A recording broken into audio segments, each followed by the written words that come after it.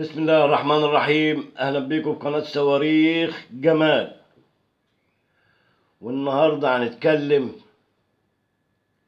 على بكاء محمد علي ورقص وائل غنيم وانهيار معتز مطر. ان عجبك الفيديو اعمل لايك واشترك في القناة وفعل الجرس. يا جماعة اهم حاجة الاشتراك في القناة عشان نقدر نتواصل. طبعا الاخوان مش هيشتركوا، انا عارف كده كويس، مش مهم. المصريين اللي بيحبوا مصر هم اللي هيشتركوا. نتكلم بقى في موضوعنا النهارده. محمد علي وفوجئنا وهو بيبكي على الهوا مباشرة. يا عم محمد بتبكي ليه؟ قال لك يا جماعة أنا عاوز أنزل مصر وعاوز المصريين يساعدوني. أنا عملت كل ده عشانكم. عملت إيه يا عم محمد؟ ده أنت خدت الفلوس وهربت ورحت على أسبانيا وشتمت وعملت وقلت اللي قلته. دلوقتي عاوز تنزل مصر؟ طب ايه المطلوب مننا يا عم محمد؟ انزلوا اعملوا مظاهرات بقى وغيروا النظام عشان انزل. يا سلام يا محمد علي، انت اللي جبته لنفسك. انت كنت هنا شغال ومقاول كبير ومثلت فيلم وفلوس ملهاش عدد. انت اللي جندت نفسك للمخابرات التركية وبقيت عميل تركي.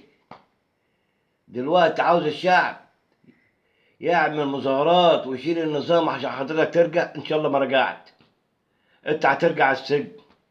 احنا بنبني بلدنا يا ابني. احنا بنعيش في ظروف صعبة بس البلد ماشية. حتى الظروف اللي حاليا اللي فيها مصر الكل لازم يتكاتف.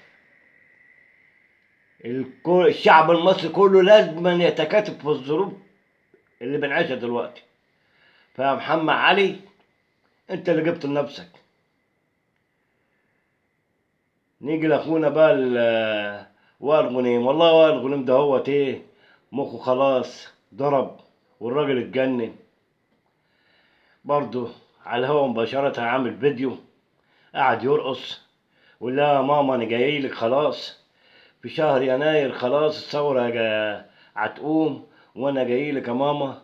يا وائل غنيم انت فقدت عقلك وفقدت نفسك اصلا، وبرضه انت ارهابي وانت اللي جبت الحاجة دي لنفسيكم.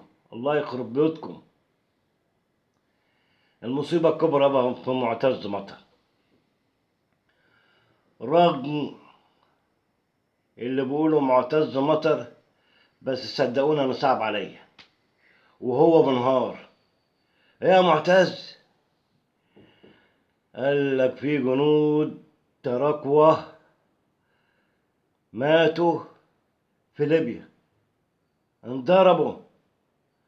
طب يا عم انت مالك؟ انت مصري ولا انت مصري ارهابي ماشي. انت مالك ما يموتوا الجنود بتوع تركيا يموتوا ولا غروب 60 ده. قال لك لا، ما احنا كده لو الجنود ديت رجعت تركيا المعارضة التركية هتولع الدنيا وهتشيل اردوغان. يبقى احنا رحنا ب 60 مصيبة. يبقى احنا انتهينا خلاص، ملناش مكان خالص. يعني انتوا يا اغبياء مش عارفين ايه اللي هيحصل قدام وفي الايام اللي جايه. ما هو ده السيناريو اللي هيحصل. الجيش التركي بعد موافقه البرلمان وجه هنا وصل على الحدود الليبيه وبدا هيتضرب.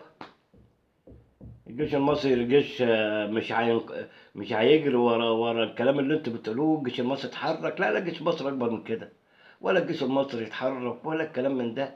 احنا يوم ما نتحرك لما حد يجي على الحدود المصريه. انما عندك هناك اللواء حفتر الجيش الوطني الليبي عامل الواجب وزياده شويه. ماسك الميليشيات اللي جايه من سوريا والعساكر اللي جايه من تركيا طحنهم وخلاص. ده اعتبروا كده هم دخلوا بنغازي خلاص.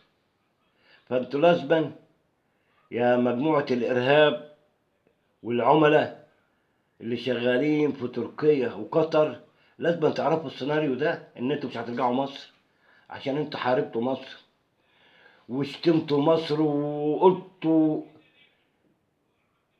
افتريتوا كذب وخداع وشتمتوا الكبير والصغير. وخلاص ان شاء الله، ان شاء الله في يناير ده هيبان كل حاجة. فانا بقول لكم انتوا ظلمتوا نفسيكوا بنفسيكوا. وميعادنا ان شاء الله في الفيديو القادم، والسلام عليكم ورحمة الله.